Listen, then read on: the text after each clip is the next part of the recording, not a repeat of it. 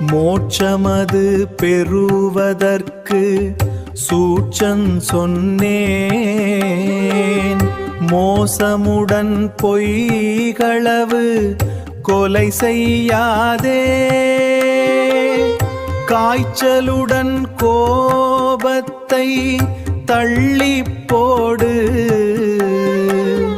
காசினியிற் புண்ணியத்தை கருதிக் கொள்ளு. பாய்ச்சலது பாயாதே பாழ் போகாதே.